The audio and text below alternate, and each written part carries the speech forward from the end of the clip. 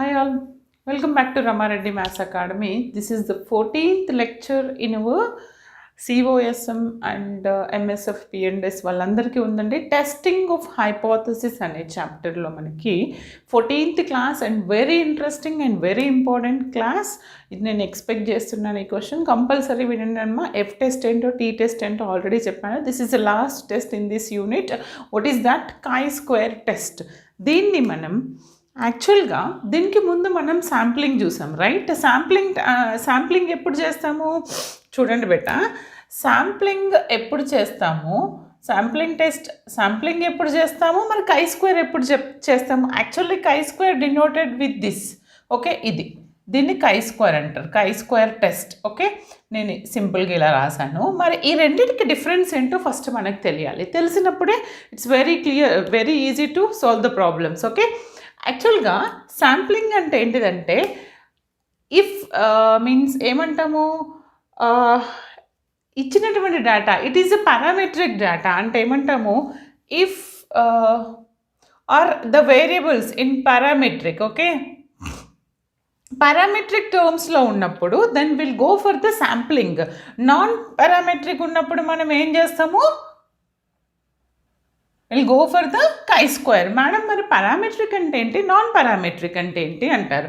మనం శాంప్లింగ్లో ఏమేమి యూజ్ చేసాము, median mode. Okay, standard deviation ఏమేమి వాడతాం మనం అక్కడ, మీన్ ఆర్ స్టాండర్డ్ డీవియేషన్ కానీ, లేదంటే ఇంకా మనం ఎలా చేస్తాము, శాంపుల్ అని అంటాము, ఆర్ పాపులేషన్. ఓకే, ఈ టర్మ్స్ ఉన్నప్పుడు then will go for the sampling. Okay, అప్పుడు దాన్ని పారామెట్రిక్ టర్మ్స్ అంటాం. ఓకే, ఈ 4 టర్మ్స్ ఉన్నప్పుడు then will using sampling distribution. Okay, ఇక్కడ chi-square టెస్ట్ అనేది ఎప్పుడు చేస్తాము, నాన్ పారామెట్రిక్ టర్మ్స్. సింపుల్గా ఏం లేదండి, ఫ్రీక్వెన్సీ, ఫైండ్ ద ఫ్రీక్వెన్సీ అని అడుగుతారు. ఫ్రీక్వెన్సీలో ఉన్నప్పుడు then will go for the chi-square. Okay, ఇండైరెక్ట్గా ఎలా గుర్తుపెట్టుకోండి, ఫ్రీక్వెన్సీ అడిగారంటే అది chi-square టెస్ట్. ఓకే, chi-squareని ఈ విధంగా డినోట్ చేస్తాం. ఫస్ట్ ఆఫ్ ఆల్ ఈ రెండింటి డిఫరెన్స్ తెలియాలి. అప్పుడే ఇది ఎప్పుడు చేస్తాం తెలుసుకున్న తర్వాత యాక్చువల్గా what is chi-square test, what are the parameters means we are going to use in chi-square test. Actual chi-square టెస్ట్లో ఎన్ని టైప్స్ ఉంటాయి అనేది నేను ఈ వీడియోలో చెప్తాను. ఎవరైతే ఈ వీడియోని క్లియర్గా వింటారో వాళ్ళకు మాత్రమే నెక్స్ట్ క్లాస్ క్లియర్గా ఉంటుంది. ఎందుకంటే వాట్ ఈజ్ వాట్ తెలియంది problem solving very difficult. Okay, compulsory వినండి అమ్మ, ఫాస్ట్ ఫార్వర్డ్ చేయొద్దు. ఈవెన్ ఎగ్జామ్కి 1 day ముందు చదివిన అర్థమయ్యే విధంగా చెప్తాను. ఓకే, టైం వేస్ట్ చేయకుండా వినండి.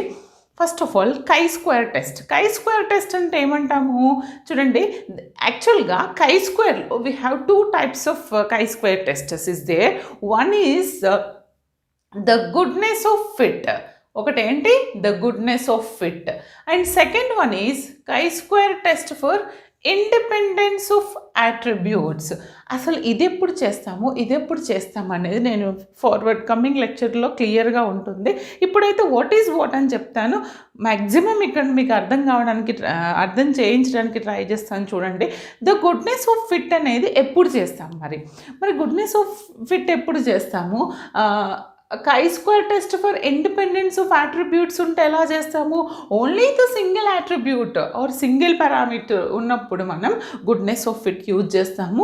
మల్టిపుల్ రోస్ కాలమ్స్లో ఉన్నప్పుడు problem then will go for independence of attributes. ఇందులో కూడా మనకి ఏముంటాయంటే ది గుడ్నెస్ ఆఫ్ ఫిట్లో 2 types of problems or 3 types ఉంటాయి. అవేంటో నేను నా ఇంట్రో పేజ్లో క్లియర్గా ఇస్తాను. ఒక్కొక్కటి చూడండి, ఎలాంటి ప్రాబ్లం అడిగినా అప్పుడు మీకు ఈజీగా ఉంటుంది. ఒకటి ఏంటంటే మనకి one is without frequency, means frequency అనేది మనకి ఇవ్వరు. ఓకే, ఎక్స్పెక్టెడ్ ఫ్రీక్వెన్సీ ఇవ్వకపోతే మనం ఏం చేయాలి, ఓకే, ఎక్స్పెక్టెడ్ ఫ్రీక్వెన్సీ అసలు ప్రాబ్లంలో మెన్షన్ చేయకపోతే ఎలా చేయాలి ఒక టైపు.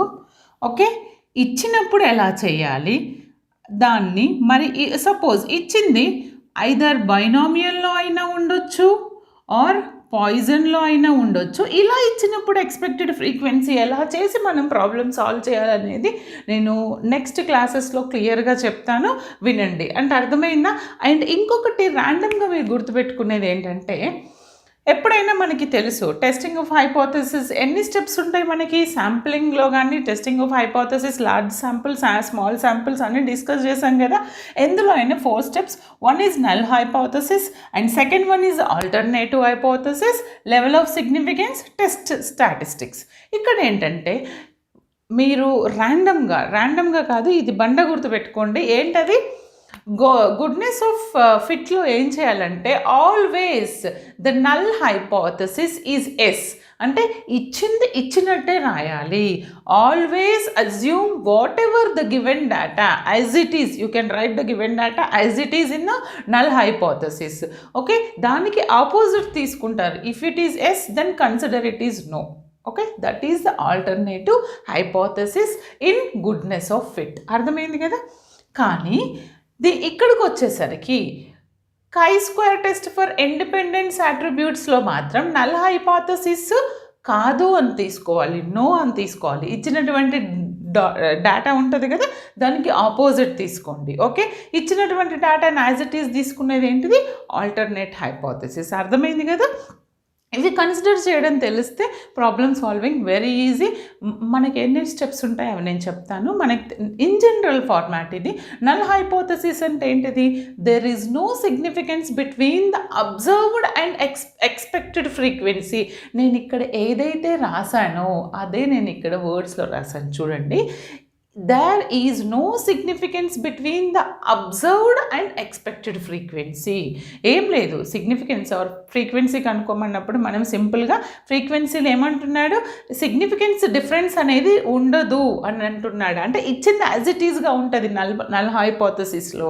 ఆల్టర్నేట్ హైపోథసిస్లో ఎలా ఉంటుంది? There is a significance between the observed and expected. మనకి ఇచ్చింది ఏంటి, మనకి వచ్చేది ఏంటి, దానికి మాత్రం ఆపోజిట్గా ఉంటుంది. ఇక్కడ ఇచ్చినట్టు ఉంటుంది, ఇక్కడ ఆపోజిట్గా ఉంటుంది. ఓకేనా, that is alternative hypothesis. Okay, in the chi-square test. తర్వాత లెవెల్ ఆఫ్ సిగ్నిఫికెన్స్ మనకి ఇవ్వకపోతే 0.5 ఈజ్ జనరల్గా 0.5 అనుకుంటాం. ఇస్తే మనం పర్సంటేజ్లోకి తీసుకుంటాం. ఓకేనా. తర్వాత టెస్ట్ స్టాటిస్టిక్స్. ఒక్కొక్క టెస్ట్కి ఒక్కొక్క విధంగా ఉంటుంది మనకి స్టాటిస్టిక్స్. ఇక్కడ ఏంటిది? chi-square is denoted in this symbol. Okay, దీన్ని ఎలా రాస్తాం? Summation OI minus EI whole square by EI with n-1 degree of freedom. General ఏది ఇవ్వకపోతే ఫ్రీడమ్, డిగ్రీ ఆఫ్ ఫ్రీడమ్ అనేది మీరు n-1 అనుకోండి. ఓకేనా, just you have to remember these points compulsory. ఎందుకంటే ఒక్కొక్కసారి బైనామియల్ ఇచ్చినా ఏది ఇవ్వకపోయినా n-1 అనుకోండి బేటా. In case if it is a Poisson distribution, you can consider the degree of freedom is n-2. If it is the normal distribution, consider it is n-3. నాకు తెలిసి మీకు సింపుల్గానే ఇస్తారు n-1లో. ద థింగ్ ఈస్ ఒక్కొక్కసారి frequency, expected frequency ఇస్తే ఎలా చేయాలి, ఇవ్వకపోతే ఎలా చేయాలి, ఈ కేసులో నేను చెప్తాను.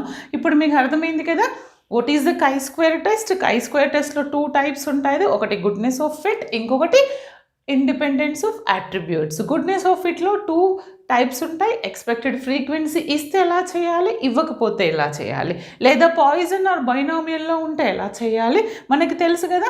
టెస్ట్ స్టాటిస్టిక్స్లో డిగ్రీ ఆఫ్ ఫ్రీడమ్ ఏమనుకుంటాం? పాయిజన్ అనుకుంటే n-2, binomial n-1, normal distribution n-3. ఈ విధంగా యాక్చువల్ ప్రాబ్లమ్ని ఎక్కడ ఐడెంటిఫై చేస్తాం? ఇచ్చినటువంటి ప్రాబ్లంలో టెస్ట్ సిగ్నిఫికెన్స్, ద ఫ్రీక్వెన్సీ అనే టర్మ్ వచ్చిందంటే then go for the chi-square test. That is the simple way. ఓకేనా, ఈ విధంగా మీరు గుర్తుపెట్టుకోండి. నెక్స్ట్ క్లాస్లో వాట్ ఈజ్ వాట్, నా ఇంట్రో చూసి మీరు తెలుసుకోండి ఎలా ఉంటుంది, అంత క్లియర్గా ఉంటుంది. ఇందులో నేను 3 or 4 వీడియోస్ చేస్తాను. ఫస్ట్ దాంట్లో ఆర్ మినిమం 2, మ్యాక్సిమం 4 చేస్తాను. బాగా నేర్చుకోండి. ఓకే, అండ్ నెక్స్ట్ క్లాసెస్లో ఇండిపెండెన్స్ ఆఫ్ అట్రిబ్యూట్స్ కూడా చెప్తాను బేటా. Just note down. All the best. వీడియోని షేర్ చేయండి, లైక్ చేయండి and comment. Thanks for watching.